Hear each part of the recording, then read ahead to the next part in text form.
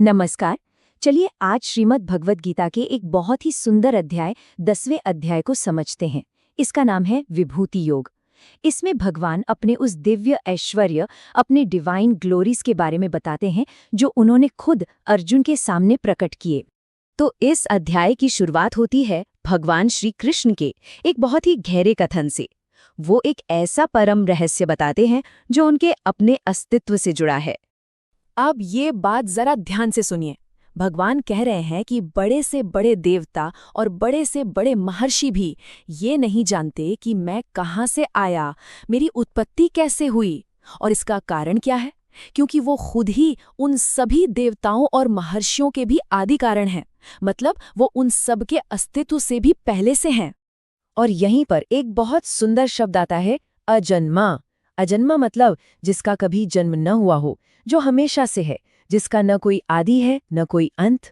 और गीता में कहा गया है कि जो कोई भगवान को इस अजन्मा रूप में जान लेता है, जो उन्हें सारे लोकों का स्वामी समझ लेता है, वो ज्ञानी, वो सभी पापों से मुक्त हो जाता है। ये एक परम ज्ञान की एक चाबी की तरह है। अच्छा, भगवान के मुंह से ये सब सुनकर अर्जुन के मन में श्रद्धा तो है ही, पर साथ ही एक गहरी जिज्ञासा, एक क्यूरियोसिटी भी जाग उठती है। और यहीं से वो एक ऐसा सवाल पूछते हैं जो इस पूरे अध्याय की दिशा तय कर देता है। पर सवाल पूछने से पहले अर्जुन ये साफ करते हैं कि उन्हें भगवान की बातों पर पूरा विश्वास है। वो कहते हैं कि आप जो भी कह रहे हैं, मैं उसे अक्षरशः सत्य मानता हूँ। क्यों? क्योंकि नारद, असित, देवल और व्यास जैसे महान ऋषियों ने भी आपके बारे में यही सच कहा है। तो ये अर्जुन के अंधे विश्वास को नहीं, बल्कि एक पुख्ता विश्वास को दिखाता है। और फिर अर्जुन वो सवाल पूछते हैं जो शायद हम सबके मन में कभी न कभी आता है। वो कहते हैं, हे प्रभु, मैं लगातार आपका ध्यान करते हुए आपको कैसे जान सकता हूँ? मैं इस दुनिया में आपके किन किन रूपों का, किन किन चीज़ों का ध्यान करूँ ताकि मैं आपसे हमेशा जुड़ा रहूँ?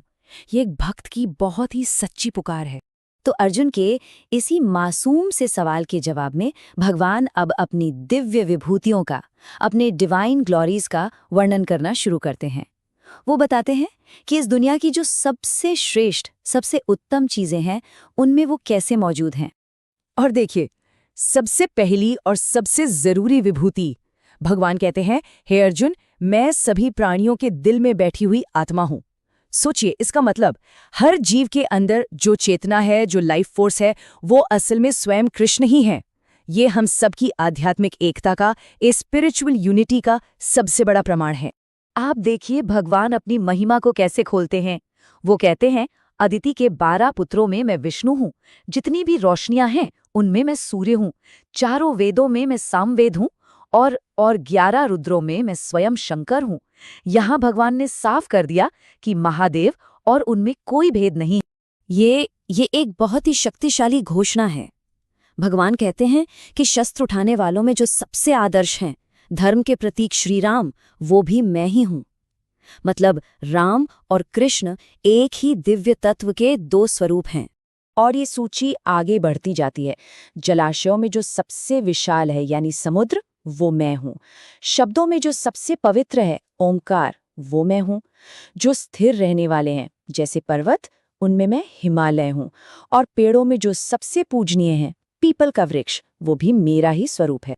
और फिर भगवान कुछ ऐसा कहते हैं जो सीधे दिल को छू जाता है। वो अर्जुन से कहते हैं, और पांडवों में मैं धनंजय यानी कि तू हूं। सोचिए, भगवान अपने सबसे प्रिय भक्त में खुद का ही अक्स देख रहे हैं। ये गुरु और शिष्य के बीच के गहरे प्रेम की पराकाष्ठा।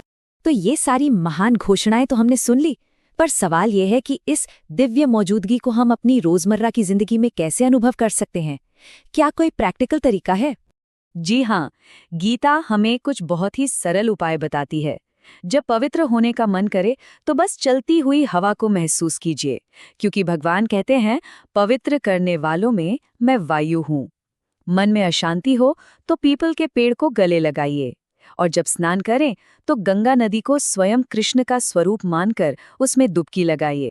देखिए, यहाँ असल खेल क्रिया का नहीं, चेतना का है, कॉन्शियसनेस का है। जब इन कामों को सही भाव और जागरूकता के साथ किया जाता है ना, तो ये सिर्फ साधारण काम नहीं रह जाते, बल्कि ये ईश्वर की दिव्य ऊर्जा से सीधे जुड़ने का एक माध्यम बन जाते हैं। और अब हम इस अध्याय के समापन की ओर, इसके सार की ओर बढ़ रहे हैं, जहां भगवान अपनी अनंत महिमा का निचोड़ बताते हैं। इतना सब कुछ बताने के बाद भगवान कहते हैं, हे अर्जुन, मेरी दिव्य विभूतियों का कोई अंत नहीं है। मतलब मैंने जो कुछ भी बताया है वो तो मेरी अनंत महिमा का बस एक छोटा सा परिचय है, एक छोटी सी झलक। और अंत में आता है सबसे हैरान कर देने वाला रहस्य उद्घाटन। भगवान कहते हैं कि ये जो पूरा ब्रह्मांड है, ये अनगिनत आकाशगंगाएं, ये लोक, इन सबको मैंने अपनी योग शक्ति के केवल एक अंश मात्र से धारण कर रखा है। यह पूरी सृष्टि उनकी शक्ति का बस एक छोटा सा हिस्सा।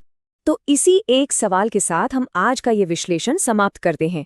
अगर ये विशाल ब्रह्मांड भगवान की शक्ति का केवल एक अंश है, तो उनकी पूर्ण महिमा की हम कल्पना भी कैसे कर सकते हैं? ये प्रश्न हमें सोचने पर मजबूर कर देता है और भगवान की शिक्षाएं आगे के अध्यायों में और भी खुलती जाएंगी।